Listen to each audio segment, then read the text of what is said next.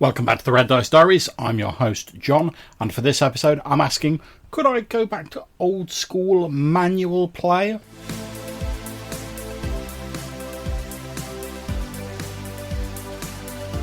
Okay, so let me preface this episode by saying that I am actually a big fan of technology. I store my prep in Obsidian Notes after trying a number of different note apps. I love having the ability to automate, speed up certain math bits of D&D. I think having information about items, abilities and the like stored online so you can quickly reference and search them without having to page through books is a great time saver. So no, I don't have any hatred of technology, but what spurred this sort of thought experiment, if you want to call it that, was our OSE game on the 4th of March. We had a number of technical problems with FoundryVTT. And when I say that, I mean there were numerous connection problems during the game. Changing maps was taking an absolute age. Players were dropping out or lagging a great deal. At one point, I even had to share my screen via Zoom just so they could see the map and make several of the rolls for the players using the automated roller. Now, normally I'm a big fan and advocate of FoundryVTT, so I think it's got some great features, but recently I seem to have been having nothing but issues with it. Now, I'm lucky enough to have some great players who have bared with us during the technical issues with good humour, and we've still had fun during the session. Luckily, I've also got players who are more tech savvy than me, and like I say, I'm not a complete Luddite, but neither am I an IT consultant, and they've been prepared to help out with the issues, both in and out of the game, really going above and beyond. So shout out to Dave Hodgkinson and Darren Green, aka RFED, who've really been a great help during this. But these issues have become increasingly regular and more frustrating over the past few months. It's doubly frustrating given that nothing has really changed on my computer system in the past few months. Also because of the amount of hours I've put into getting maps, tokens, etc. on the FoundryVTT system. Much as I enjoyed running the session, and don't get me wrong, I really did, the constant issues are a bit of a dampener on my enthusiasm. Although, don't get me wrong, I'm definitely going to keep running the campaign because I very much enjoy it. It's just that these technical issues just take a little bit of that shine off at the end of a session and make everything a little bit sort of extra hassle, which, as you know out there, GMs, like running a game you have to spin a lot of different plates at the same time, and you don't need someone adding a few more. So it's got me thinking, what can I do as a backup, and could I go back to running things manually? Now, obviously, I can't run completely manual face-to-face with the current group I've got, because a number of the players live in different countries, but I love the group we've put together, and I want to keep GMing for them. So, what can I do? Is there some sort of compromise solution I could reach with this? Well, it's been my general experience that the more complicated something is and the more different options it gives you when it comes to technology, the more chance there is of stuff going wrong. Now, don't misunderstand me. Normally, I love options. I'm often banging on about it in my RPG reviews and stuff like that. However, I've also got to have something that is reasonably reliable. Like I was saying, much as I love GMing, it's stressful enough without having to deal with tech malfunctions on top of that. So I've been spending a bit of time looking at potential backups or simpler options that I could use. And one of these was the very simple browser-based VTT Owlbear Rodeo.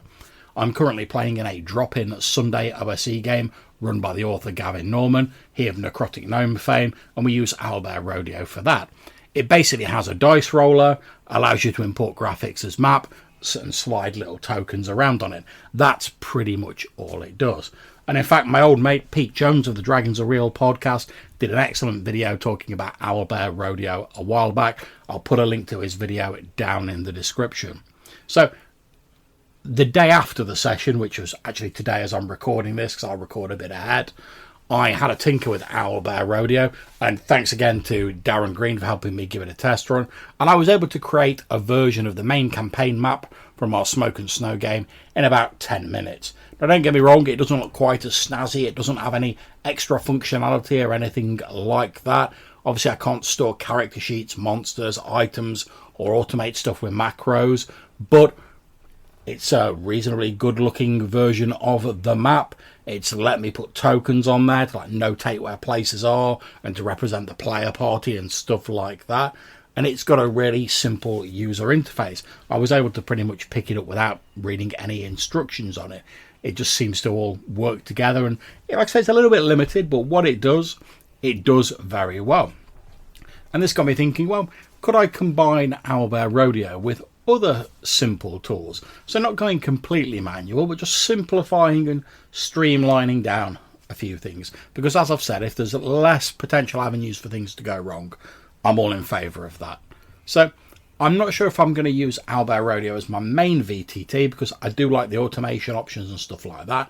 However, it is nice to have a simple option available as backup, if nothing else. So if FoundryVTT or whatever solution I use in the future continues to arse up, then it wouldn't take me long to send a join link to the players, jump quickly on Owlbear Rodeo, and we can use that.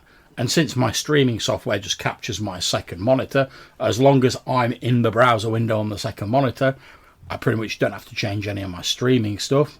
But you might be saying, well, what are you going to do about the character sheets, John, if they're no longer stored in the VTT? Is everyone going to have like a little piece of paper with them written on or whatever?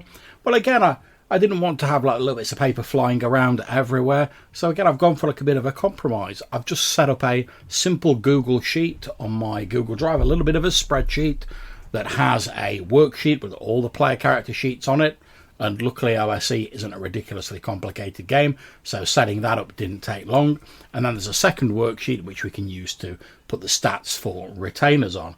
And if I keep this up to date, because I've transcribed all of the characters and retainers over from FoundryVTT, then I can easily share a link to that spreadsheet with the players so they can open it up in a browser tab and reference it during the session.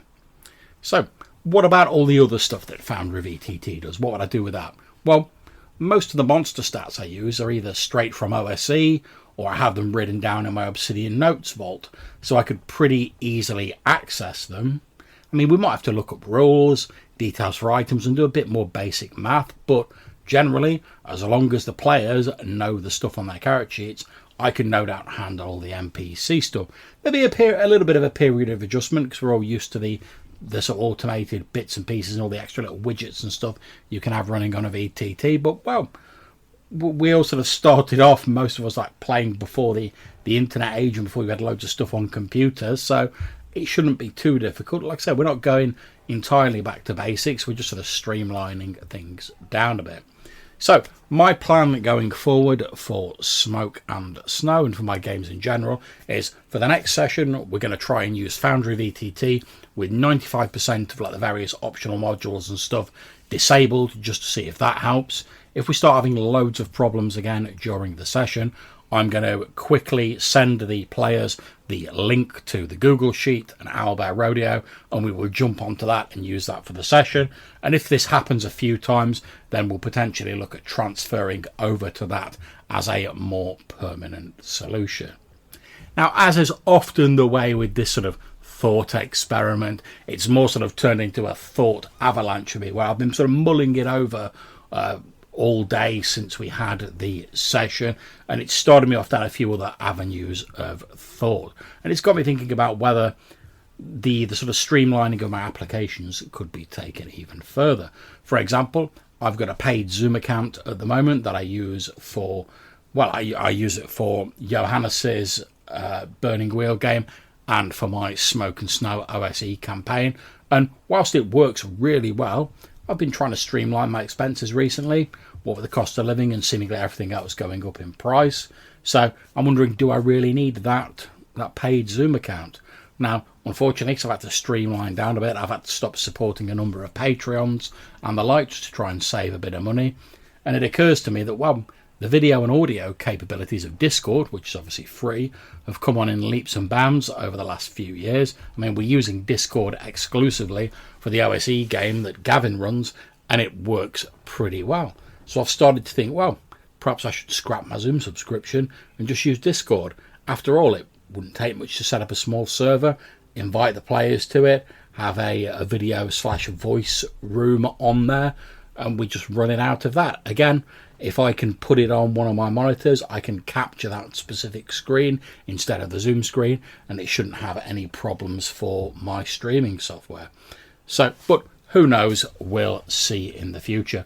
So those are my thoughts about how I might potentially streamline or sort of go for simpler options with my campaigns going forward. Ironically, as I'm sort of thinking about simpler things and I'm having more problems, that I'm now probably using the most sort of high-tech computer I've ever owned in my life. But the software at the minute, certainly with Foundry, just seems to be causing an awful lot of grief. Hopefully, disabling all the various optional stuff will sort that out. But if it doesn't, I'm taking comfort in the fact that I have got much simpler options. And while they're not perfect, because what is, at least it will enable us to run the game in a similar manner to what we've become accustomed to. So, have you got any thoughts about taking things back to a simpler basis, whilst within your own limitations? Like I say, I can't go fully back to basics because I need video conferencing to speak to my players. But have you got any thoughts about how you've maybe streamlined your own games or taken them a bit back to basics? Or are you a full ahead, all the tech, all the time person? Either way, I'd love to hear your thoughts on this and whether you've managed to streamline your own games or whether you've suffered with tech problems yourself. Maybe we can all bemoan all the various irregularities of technology together. If you'd like to get in touch, you can leave us a voicemail message, either using SpeakPipe or Anchor. There'll be links down in the description. Or you can send us an email to rddrpgpodcast@gmail.com. Until we see you again, take care, stay safe, and whatever you're playing, have fun. Take care.